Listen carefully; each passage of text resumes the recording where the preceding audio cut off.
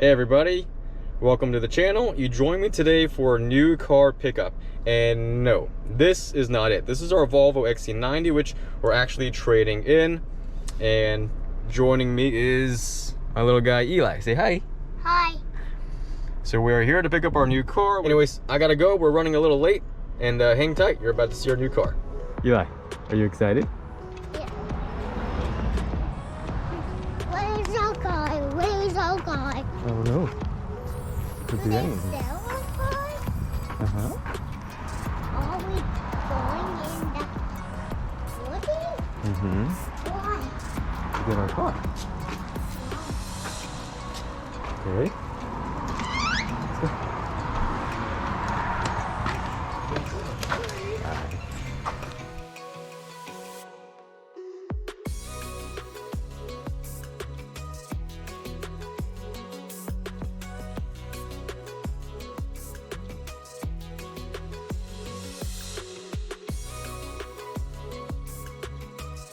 You ready?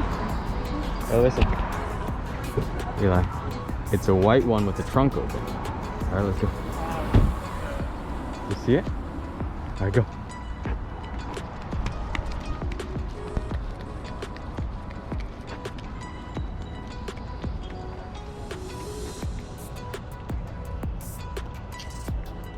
Is this it? Yeah. Can I go in? Yeah. Oh, good job. Whew. So that was delivery day with our new EV, our Tesla Model Y. Now, I know some of you guys might be thinking that I'm crazy, right? I went from an Ioniq 5 with supposed fit and finish issues to a Tesla Model Y, which is known to have fit and finish issues. But I think I've learned that it's not just about issues, because every car is going to have some issues. No car is going to be perfect. Rather, it's more so about how the manufacturer deals with these issues or helps the customer overcome or fix these issues. And personally, I'm very, very interested in seeing or experiencing Tesla mobile service, where the manufacturer sends their own certified techs to your house to actually make repairs. And that's completely opposite from the traditional model dealership that I've experienced with Hyundai, where the dealership that I'm sending my car, it's not actually owned by Hyundai, it's owned by a third-party entity. Now, many of you know I try to get most issues resolved under warranty, big or small. Having Tesla mobile service come to me will actually make it that much easier getting these smaller issues fixed without having to waste time driving back and forth. And that's important to me because my Ioniq 5 was reliable, but plagued with small issues.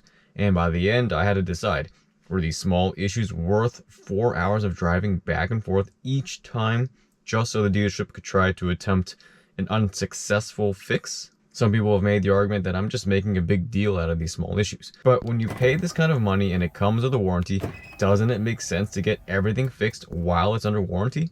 Like my squealing door handles on my Ioniq 5. Not a big deal right now, but the fact that it is squealing means something is wrong. And if I don't get it resolved now, well, down the road, if the door handles stop working when I'm out of warranty, I would really regret not having fixed it earlier while under warranty. So no, I'm not expecting perfection, but I want my car to be in tip-top shape when possible, and I want things to be working as designed. But most importantly, I don't want to wait and end up paying for these repairs out of warranty when I could have done it all under warranty for free. And so yeah, I'm truly fascinated to see what it's going to be like. And I've actually got Tesla service coming in a couple days to address the initial fit and finish issues that we uncovered during delivery day. Yes, there were issues, and yes, I will be documenting it in a separate video. But yeah, on top of that, there is definitely more reasons why we bought a Tesla Model Y, and that's also going to be a separate video, so make sure to hit that subscribe button to get notifications. Now, for today's video, I wanted to highlight Tesla's delivery day, or just picking up my new car. Because essentially this was day one of ownership for our Tesla Model Y, and within just the first 30 minutes of ownership, I already experienced just a huge difference between Ioniq 5, GV60 ownership versus Tesla Model Y ownership. And I think this is going to help showcase or illustrate the type of content or comparison content I'll be able to provide moving forward. So as the video title says, I was able to buy my Tesla and be in and out in about 30 minutes. And without ever having experienced this myself, I thought that wasn't going to be possible. I thought that was crazy because I've bought or been a part of maybe 10 different purchases from car dealerships, and without fail, every single time it's always taken over 2 hours. And sometimes I don't have a trade-in. Other times I'm not financing. But still, it takes over 2 hours. And because it's taken so long in the past, I would never, ever think to bring an energetic 3-year-old to new car pickup day, because we would just end up sitting there for over 2 hours waiting. For example, my Ioniq 5, no trade-in, took over 2 hours. My Genesis GV60, no trade-in, took over 2 hours. But I did bring my energetic 3-year-old son to buy our new Tesla, and I would happily do it again. This Tesla Model Y, I could have been in and out in actually about 24 minutes. So let's explore that.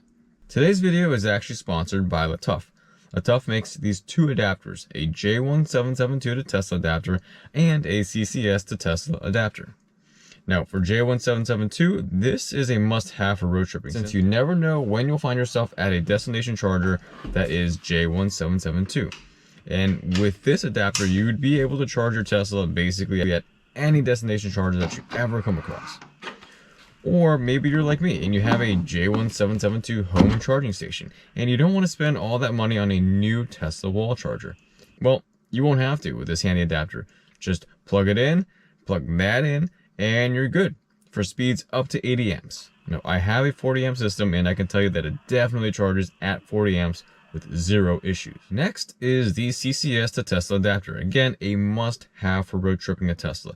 You might find yourself at an Electrify America or EVgo or other CCS DC fast charging station. And this adapter will make sure that you can charge your Tesla at any CCS DC fast charging station that you come across, with speeds that should reach up to 250 kilowatts. Now, unfortunately, my local EA station only has 150 kilowatt chargers. And for the last 2 weeks, they've either been completely down or running on reduced power. Literally, for the last 2 weeks. So the highest I could manage was 60 kilowatts. But I think that's 100% due to the charging station being power limited by EA. LaTough says they have not had any complaints about the speeds, and I believe them. So if your CCS station decides to play along, you should see speeds up to 250 kilowatts. Now what I can say is this adapter works 100% of the time on the first try. I've actually seen quite a few Tesla owners at my local station trying to charge with a CCS adapter, and it feels like it takes them 5 to 10 minutes and multiple tries every time. Well, something must be wrong with those adapters, because this LaTough one, the CCS adapter, works perfectly on the very first try every time. Make sure to check out these adapters. I'll post the links above. They will also be in my Amazon influencer storefront along with a bunch of other products that I've reviewed, so be sure to check that out. Anyways, thanks to LaTough for sponsoring this video with your excellent charging adapters. Back to the video. Our appointment initially was set for 10:30 a.m. Got there a little late, stepped through the doors, checked in at 10:44 a.m. At that time, there was no line. We literally walked straight in, talked to the associate, and he immediately opened the trunk so that we could see it from the parking lot and directed us towards our new car. So went out there, and then we spent 20 minutes walking around, outside, inside, checking everything out, making sure that we documented everything that was wrong with the car. And then we headed back in. By that point, it was 11:05 a.m. However, there were about 5 people already waiting in line, so we had to wait. And that took about 10 minutes, bringing us to 11:15 a.m. So then once it was finally our turn, well, things moved really fast. We showed them everything that was wrong with the car, they documented it, had us sign a couple papers, and then we made the final payment, and that was kind of it. And that was 11:20 a.m. So then we headed back outside to the Volvo, started moving our stuff over to the car. Unfortunately, I parked at the opposite side of the lot, so it's kind of a far walk. We also had to account for moving my son's car seat, And at that point, he started getting a little hangry. So I had to quickly get him situated in his car seat in the Tesla with a snack and wait until he was ready to cooperate. And then we headed back inside. That was a 15-minute ordeal, and that took us to 11:35 a.m. At that point, we signed one more document, and then they went outside to move our plate from the Volvo to the new Tesla. And at 11:43 a.m., we were officially in our Tesla, ready to drive off the lot. So all told, that was 59 minutes. But there was definitely opportunities to reduce the time there, because if my son didn't have that mini meltdown and he didn't have a car seat snack thing that I had to account for, that would have shaved off 15 minutes, and now we're down to 44 minutes. But if it was less busy when I had gone back in that second time, I could have shaved another 10 minutes off. That would have made it 34 minutes. But wait, maybe I don't care that much about fit and finish, and I spend half the amount of time that I actually spent. Well, now we're down to 24 minutes. With the trade-in, I would have driven to Tesla with my Volvo, traded it in, paid, looked over the car, and driven home in 24 minutes. That's literally crazy, because that's completely opposite of every single car buying experience that I've ever had in my life. The truth is, this was quick. This was easy. Tesla got this right. This is how it should be. There was no nonsense, no upselling protection packages or some other weird stuff, no hidden fees, no surprise fees. I didn't have to spend an hour looking through the paperwork to make sure everything matched what they said it was going to be, because Tesla had already sent me the final invoice many days in advance, and I paid that exact same amount on delivery day. And so it shouldn't take 2 hours to buy a car. It doesn't even take 2 hours to close on a house with financing, so it shouldn't take 2 hours for a car. And with Tesla, it doesn't.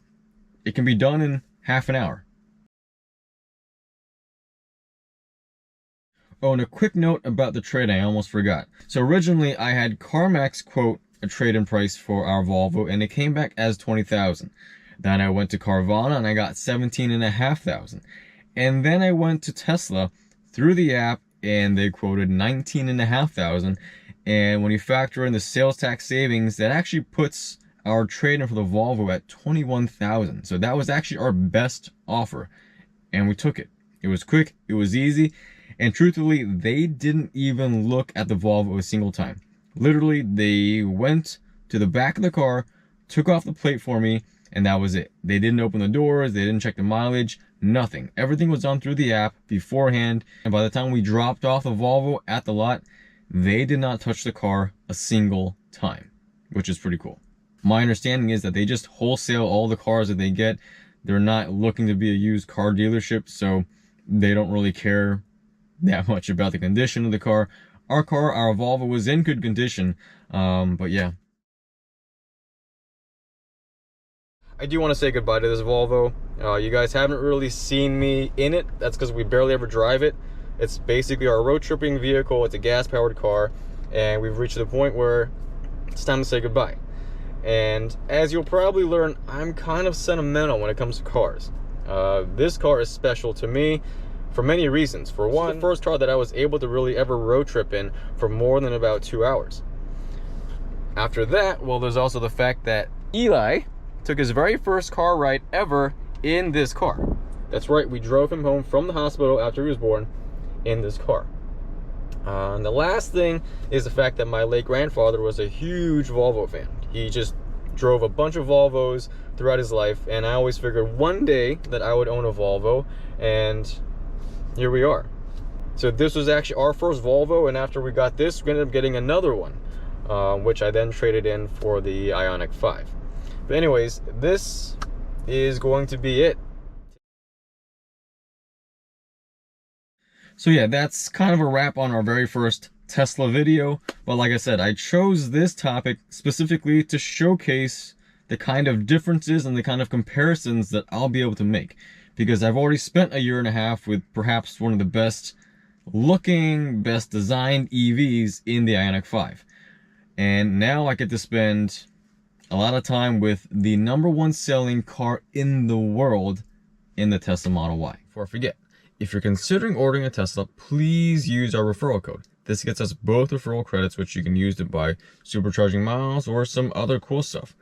The referral code is Victor526925, and I'll post the link in the video description as well. If you use this code to purchase a Tesla product, you'll receive either a referral cash bonus or what they call loot box credits, which again can be used to redeem supercharging miles or some other really cool stuff. So plenty more, hopefully interesting comparison content coming soon. Make sure to hit that like and subscribe button, and I'll see you guys in the next one.